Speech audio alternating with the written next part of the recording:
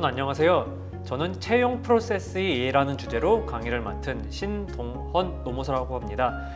지금부터 저와 함께 한 40분에서 50분에 걸쳐서 인사관리 중에서도 어떻게 보면 가장 중요한 프로세스인 채용 관련해서 이제 들으실 거예요. 앞으로 이제 기업을 운영하면서 여러 가지 중요한 의사결정을 하실 때가 많을 겁니다.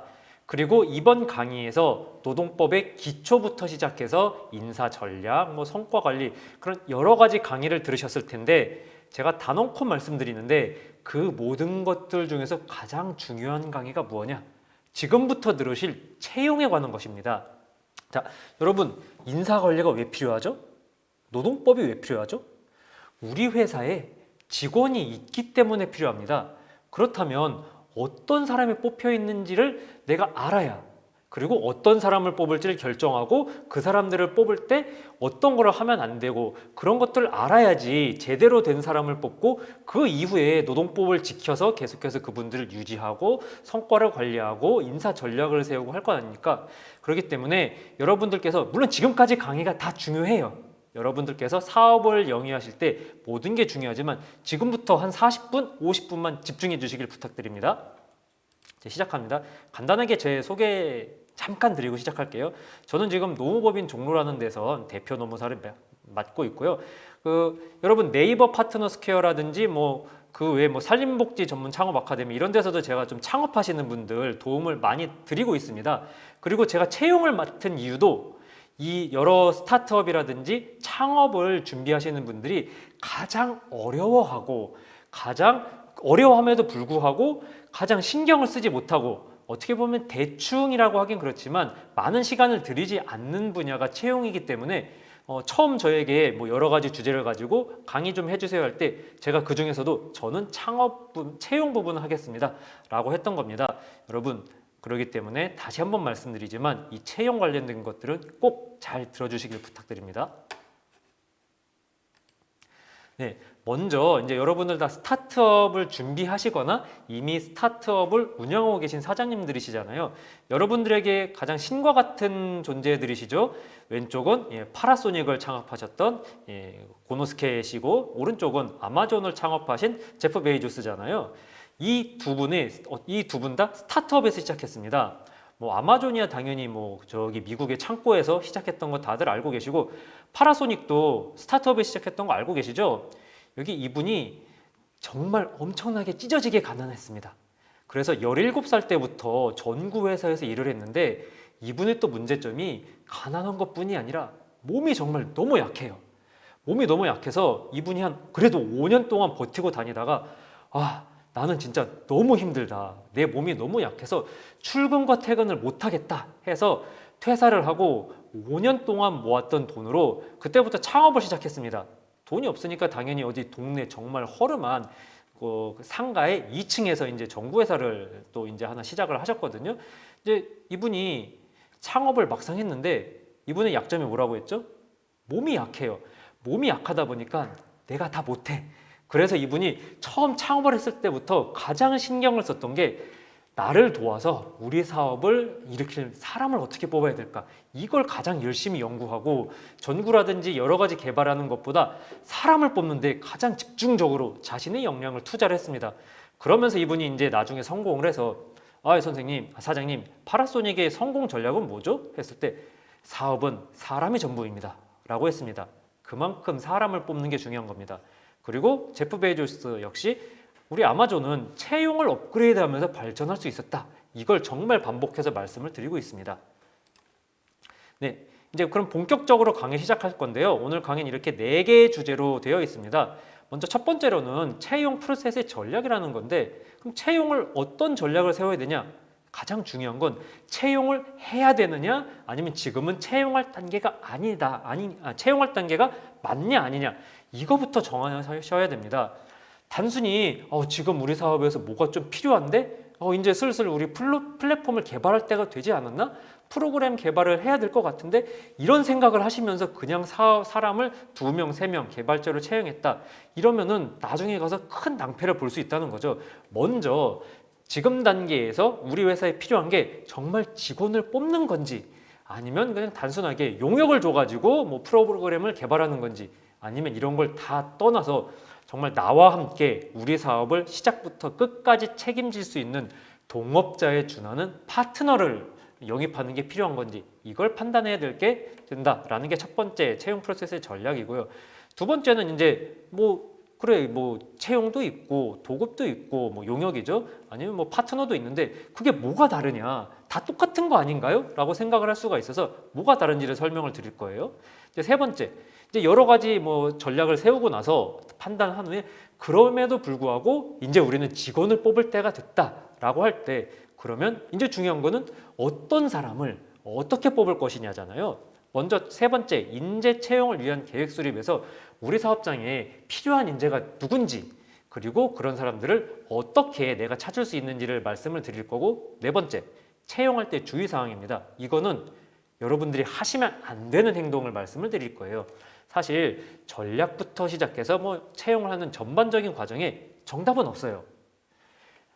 파라소닉에서 했던 전략을 그대로 했다고 해서 우리 회사의 채용에 성공하는 것도 아니고, 아마존의 채용 전략을 그대로 따라한다고 해서 성공하는 건 아닙니다. 오늘 이 강의에서 여러분들은 이런 것들이 있고 앞으로 나는 채용을 할 때 이런 것들을 더 고민하고 공부를 해야겠다, 이걸 얻어가시면 되거든요. 정답은 없는데 해서는 안 되는 오답, 이거는 확실해요. 왜냐면 법에서 하지 말라는 게 있고 여러 가지 인사관리적인 측면에서 지금까지 실패한 전략들 있잖아요. 오답들, 그 오답들을 네 번째 강의에서 말씀을 드릴 테니까 이 네 가지 중에서 가장 중요한 거, 채용 시 주의사항, 오답지, 이거는 오늘 강의 끝나고 나서도 꼭 기억을 해주셨으면 좋겠습니다. 먼저 채용이 최선일까요?입니다. 사실 사장님들이 사업을 영위하다가 채용을 고민하는 게 사장님이 다 못해, 그리고 다 몰라. 사업을 하다 보면 똑같죠. 저도 노무법인을 운영을 하고 있는데 제가 다 못합니다. 그리고 제가 다 알지도 못해요. 그래서 제가 모르는 게 튀어나오기 시작하고 제 한 몸으로 다 감당하기 힘든 일들이 계속해서 쏟아져 들어올 때, 이때부터 채용을 고민하는데요. 여러분, 채용이 반드시 정답은 아닙니다. 분명히 내가 다 못하기 때문에 다른 사람의 노동력을 이용할 필요는 있습니다. 하지만 그게 반드시 채용은 아니에요. 여러 가지가 있다는 거 말씀을 드리겠습니다. 먼저 노무계약이라는 게 있습니다. 흔히 이제 노무계약이라는 거는 나를 위해서, 나의 사업을 위해서 다른 사람의 노동력을 이용하는 게 노무계약이에요. 그럼 이제 크게 고민을 안 하셨던 분들은 그 노무를 쓰는 게 직원 채용하는 근로계약 아닌가요? 라고 말씀을 하시는데 아닙니다. 전 세계 법에서 노무계약은 범위가 엄청나게 넓습니다. 그 중에서 직원을 고용하는 거는 아주 소수예요. 고용계약보다 범위가 훨씬 큽니다. 여기서 예를 들어서 제가 몇 개 보여드릴게요. 나를 위해서 뭐 물건을 배달을 해주세요. 이것도 다른 사람의 노동력을 이용하는 거잖아요. 그럼 나는 배달이 필요할 때 배달하는 사람을 항상 고용을 해야 될까요? 현대시대에서는 그게 답이 아니라는 것을 이미 알고 있죠. 배달은 거의 대부분 용역으로 해결을 하고 있습니다. 이것도 있습니다. 우리 회사를 위해서 포장 박스를 만들어 달라. 자, 이제 우리가 이제 인터넷 쇼핑몰을 하고 있다라고 예시를 들어볼게요.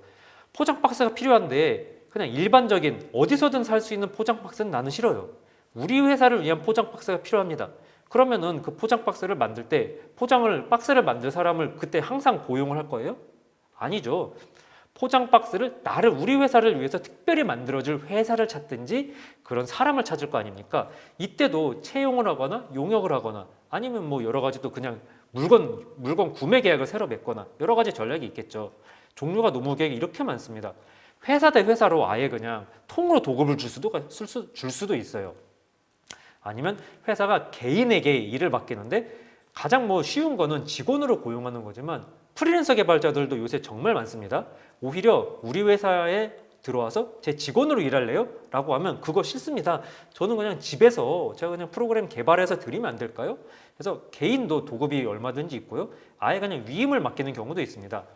여러분들 스타트업 기업이 커지시다 보면 어느 정도 인사 노무라든지 급여, 4대 보험 이렇게 인사적인 게 필요할 텐데 그럼 이게 직원이 한 10명 됐다고 해서 인사 담당 직원 뽑으실 거 아니잖아요. 그럴 때 저희 같은 사람들이라든지 아니면 꼭 노무사가 아니더라도 최근에 있는 여러 HR 플랫폼에 위임을 주실 수가 있잖아요. 이렇게 위임을 하는 것도 있고 개인이 개인을 쓰는 이런 계약들도 있습니다. 이런 노무 계약이 어쨌든 여러분들 잘 아셔야 돼요. 이런 거는 나를 위한 물건이나 서비스를 주문하면 모두 다 노무계약으로 보고 있는데 이런 노무계약이 왜 중요하느냐? 물건을 사는 계약과 다르게 뭐 직원으로 뽑지 않는다 하더라도 사람의 노동력을 사용하기 때문에 계약을 해지를 한다든지 그럴 때에 있어서 관련된 의무사항들이 정말로 많습니다. 그리고 만약에 직원으로 고용한다? 라고 하면은 계약 해지 외에도 근로자 보호를 위해서 다양한 의무를 사장님들께서는 하셔야 돼요. 가장 쉬운 예로 4대 보험 다 들어주셔야 되고 퇴직금도 1년 지나면은 이제 지급을 하셔야 되고 뭐 이제 5인 이상 사업장이 됐다 쳐보세요. 그럼 직원들에게 뭐 1년에 적게는 10일에서 많게는 뭐 15일, 20일까지 연차 유급휴가 이런 것도 다 주셔야 돼요. 그럼에도 불구하고 이러한 계약별의 경계가 사실 어느 정도 조금 모호한 게 있기 때문에 특히 스타트업에서는 분명히 직원을 뽑았는데 계약은 막 프리랜서 계약으로 되어 있고 반대의 경우도 있습니다. 프리랜서 용역을 줬는데 계약서 보니까 이름이 근로계약서 혹은 고용계약서야. 그러면은 4대 보험 퇴직금을 이렇게 줘야 될 경우도 있거든요. 이게 프리랜서 계약은 우리는 쉽게 프리랜서 계약이라고 말을 하지만 법적인 용어가 아닙니다. 법적으로는 인적 용역 도급 계약이고요. 고용계약과 엄격하게 구분이 됩니다. 지금 우리에게 필요한 게 근로자인지 아웃소싱인지 아니면 이걸 다 떠나서 진짜 나의 분신처럼 이런 진정한 파트너가 필요한지 먼저 생각을 해보셔야 돼요. 자, 이제 그러면은 본격적으로 노무계약을 몇 가지 말씀드릴 건데요. 사실 법적으로 이렇게 많지만 뭐 고용, 도급, 여행, 뭐 위임, 임치 이런 게 있는데 여러분들이 이렇게 세 가지만 생각을 하시면 됩니다. 고용, 도급, 조합. 여기서 조합은 동업입니다. 우리 회사에 지분을 주는 그런 거고요.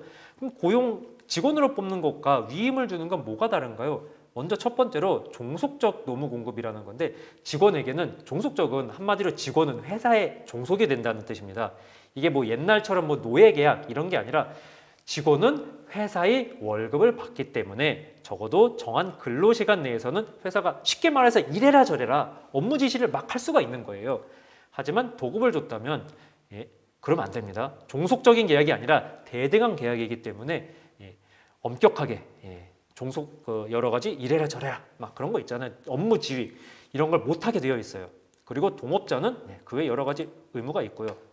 자, 쉽게 설명드리면 우리 회사에서 만약에 내가 뭐가 필요할 때 그 프로그램이 필요할 때 프로그램을 만들 개발자를 고용을 했습니다. 그렇다면은 서로 간에 계약을 쓰죠. 업무 지시 감독이 얼마든지 가능해요. 자, 이제 몇 시까지 출근해서 몇 시에 퇴근하고 프로그램은 반드시 만드는 기반이 되는 프로그램은 뭐를 써야 되고 저장은 항상 이 서버에 해야 되고 그런 걸 다 지시할 수 있습니다. 다만 근로계약의 특징은 일의 완성을 전제로 할 수 없어요. 너 이거 이때까지 반드시 해야 돼? 안 그러면 해고야? 이런 식으로 완성을 강제할 수 없다는 겁니다. 그리고 계약을 서로 해지할 때 직원이 사직할 때도 마찬가지고 뭐 회사가 해고를 한다든지 권고사직을 할 때도 마찬가지고 위약금 이런 거를 직원한테 사직할 때 어떻게 달라고 할 수가 없어요. 이거는 임원으로 뽑았을 때도 마찬가지고요. 반대로 프리랜서에게 맡길 수가 있습니다. 통으로 4월부터 7월까지 이 프로그램을 만들어주세요 라고 하면 일이 업무 지시나 감독은 할 수가 없습니다. 그 기반이 되는 툴을 뭐를 쓸지 뭐 어느 정도 계약서에서 정할 수는 있지만 모든 걸 뭐 서버는 여기에 저장하고 뭐 저작권은 누가 닫고 이런 식으로 지시나 감독을 다 할 수가 없어요. 출근 시간, 퇴근 시간 이런 것도 없죠. 다만 일이 완성에 있어서는 완전히 강제를 할 수가 있습니다.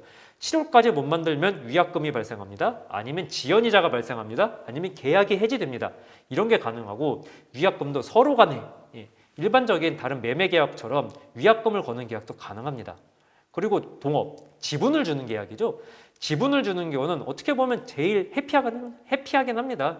업무 지시나 감독이 세무긴 하지만 대신에 책임을 주는 거기 때문에 지휘 감독을 할 필요가 없어요. 다만 뭐 청산시 여러 가지 정해진 법적인 절차들을 밟아야 되는 게 문제가 되는 거죠. 자, 이제 그럼 우리 회사에 필요한 게 무엇인지 다시 한번 생각해 보자고요. 단순히 일이 늘었다고 해서 직원을 채용할 것인가? 아니에요. 우리에겐 직원이 아니라 어떤 그냥 결과물이나 서비스가 필요한 걸 수도 있고 사장님이 분신이 되어서 당장은 많은 돈을 줄 수는 없지만 정말 역량이 있어서 이 사람은 함께 가고 싶다. 그럴 수가 있습니다. 물론 우리 사무실 안에서 모든 걸 해결해야 하는 일이면 직원을 채용하는 게 맞긴 하고요. 어쨌든 지금부터 한번 고민해 보시길 바랍니다. 그럼 먼저 첫 번째 강의는 여기서 마치도록 하겠습니다.